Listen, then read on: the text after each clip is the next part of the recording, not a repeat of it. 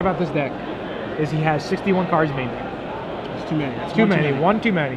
All right, what about your guy, Andrew? What does he have? Andrew Grenz on your left. He's Esper Control. He is very traditional Esper Control. So far as to say, I mean, he's got the same creature base as most people with Augur Bola, Snapcaster Mage, Restoration Angel, a bevy of removal between Supreme Verdict, Tribute to Hunger, Azorius Charm, Devour Flesh. He even has one Murder, some counter magic and Dissipate, card draw, and Sphinx of Revelation. He has one copy of Far and Away, the new split card, and then he has a Jace Memory Depth. So a very traditional take on Esper. Are those magic cards or just like a rainbow on Andrew's side? With the foil, it's tough to tell. All right, so there's an Assemble the Legions. So it looks like Andrew must have been mana stalled this game by a lot. Yeah. And there's a negate. You saw Timothy prepared to, you know, counter a Dissipate with a Syncopate for one, but negate actually takes care of that. Yeah. Andrew draws a land finally in the form of Isolated Chapel. Let's see what his follow-up's going to be. It's going to be a Rest in Peace. Yeah, I'm not too sure. I know we just jumped through this game, but I do see a Restoration Angel in Timothy's hand. Lots of times when I'm playing against Esper Control, I would rather bait out their counter or try to set something up with an end of turn Restoration Angel and then untap and try to go with an Assemble Legions. Because although it was negate there, it could have been something like some other counter spell possibly. Yeah. I mean, Timothy does also have Syncopate, so that could kind of negate the fact, but we'll see what happens. It does have Cavern of Souls here now as well, so we'll figure out what Cavern of Souls is naming. Looks like it's not naming Angel. Doesn't feel like it's Angel, no. Yeah, and it's probably Shapeshifter for Etherlink. That's my guess. Okay. Yeah. Shapeshifter is correct. Okay, I'm correct. I win the prize. And that means we'll let you stay in the booth. He doesn't decide to activate the Desolate Lighthouse. Why not? A little surprised by that. Yeah. Maybe he thinks maybe his cards are also good. He doesn't have any interest in drawing and discarding a card. Yeah, I mean, even so, even if your hand is really good, I'll almost always lose. Look how greedy you are. I mean, it's just there's another foil. I believe Andrew's entire deck is foil. It feels that way. Yeah. Sphinx of Revelation for 2 here from Andrew. Azorius Charm, Mystery card or draw. He's going to go up to 17 here. Yeah. Looking to hit some land drops.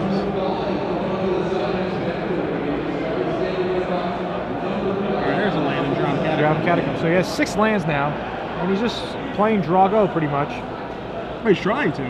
Yeah. That's for sure. All right, so now Timothy is going to use the Desolate Lighthouse, which he didn't use last turn. And maybe he should just discard that Snapcaster Mage. What do you think? Because all it's really going to do is be an Ambush Viper. Yeah, I mean, it's not really going to have much value here, right? With Rest in Peace in play. I mean, it will speed up the clock, but I would probably just rather have another land than a Snapcaster that just does nothing. And I think that's what he discarded. Yeah. I think he did discard a Snapcaster Mage. Timothy draws a card, another Restoration Angel. Plays a Clifftop Retreat, is going to come across here for 3. All right, so Andrew will fall to 14, I believe. And I mean, I think Timothy is fine with this, just, you know, attacking Restoration Angel, pass the turn, and just leave open mana for a Syncopate. He has a Sphinx of Revelation, it looks like he's a Thought Scour.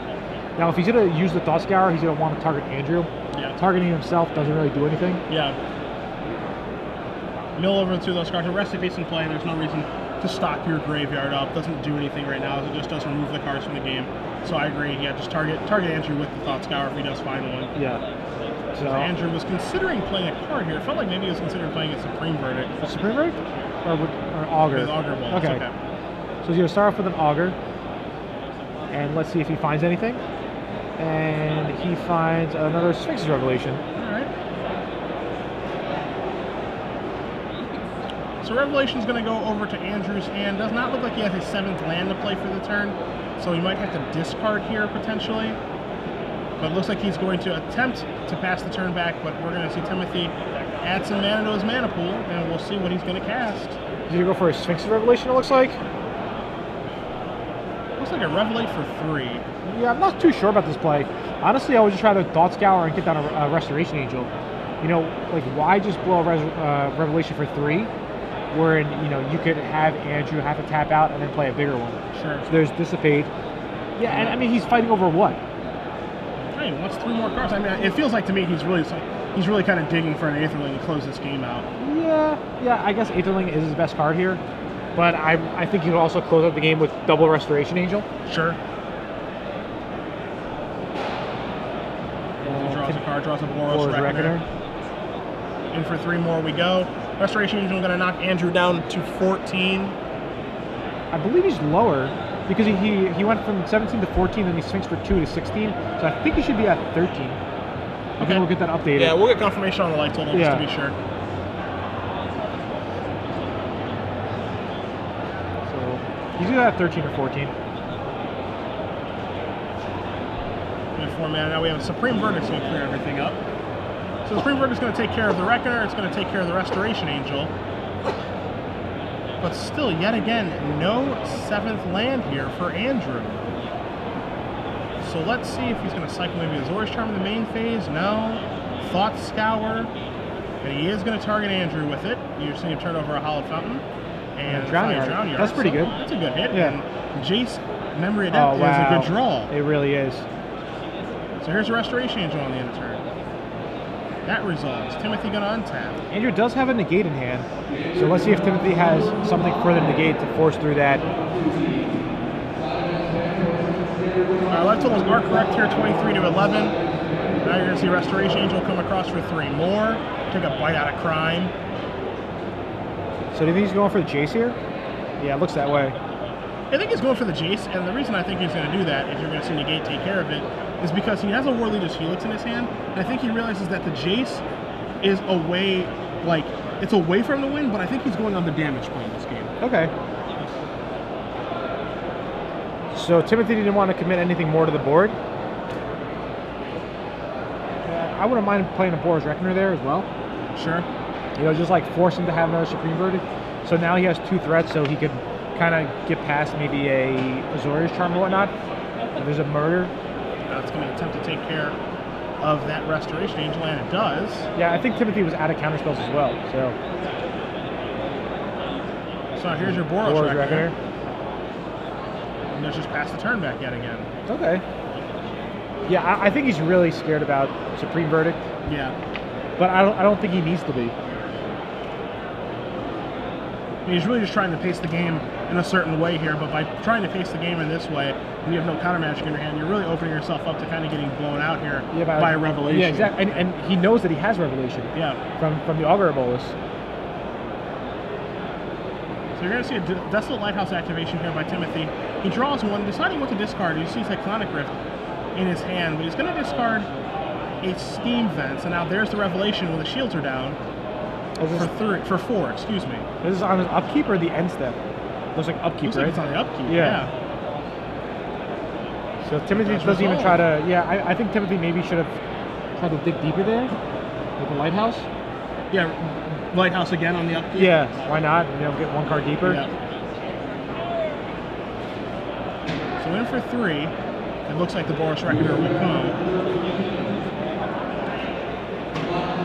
Looks like we have a little bit of confusion. I see Timothy's hand. It looks like a Turn and Burn, a Helix, a Cyclonic Rift. Nothing really. Oh, is that Rouse Zarek? Rouse Zarek. So that's pretty good now.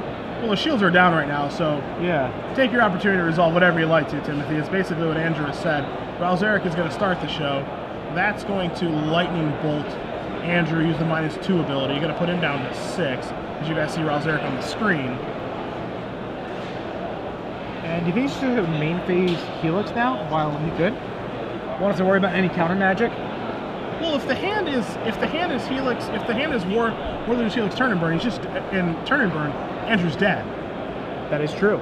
I'm pretty sure it was a Turn and Burn. Yeah, and I know it's a split card. If I take a look at the deck list, I don't know if he has Catch Release in his deck as well. No, it's only Turn and Burn. Okay.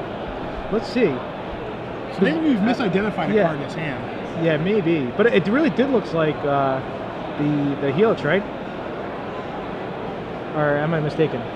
No, it also looks like a War Leader's Helix to me. So there's a Planner Cleansing. Maybe it's... Oh, okay. It probably is Catch and Release. He probably... Sideboard game, yeah. It's Catch and Release. Because Timothy did win the first game, and he must have boarded that in. Which is a reasonable sideboard in. Yeah. So now you're going to see Planner Cleansing here from Andrew. Lighthouse activation in response. Discard Hallowed Fountain, draws a Snapcaster Mage off of it. So now he just could run out the Snapcaster Mage, right? Yeah. I think that's what I would do. So you see Catch Release on the screen. All right, there's Snapcaster Mage. Yep. As Andrew was about to go into his discard step. Still going to discard. All right. So Timothy got on tap. He's going to draw a card for the turn. We'll see what he finds. It's a Glacial Fortress. But I mean, he doesn't need anything else if Andrew has nothing. Yeah. If Andrew has nothing, he is in the clear, my friend. Yeah, let's see what happens. 3 mana. So he's going to play catch, and he's going to take this land. Okay. Wants to make sure that no counter magic. Yeah, exactly. This doesn't stop. This doesn't stop the spell, however. And there's a Warleader's Helix, and that's like that's it. That's it. All right, awesome. Yeah. So Timothy Timlin does a win with Blue White Red Flash, defeats Andrew Grenz in his Esper control deck 2-0. Andrew experiencing some mana issues in that game. Not sure how the first game played out as we cut into it, but congratulations nonetheless to Timothy Timlin and his newer take and innovations on Blue White Red Flash. I like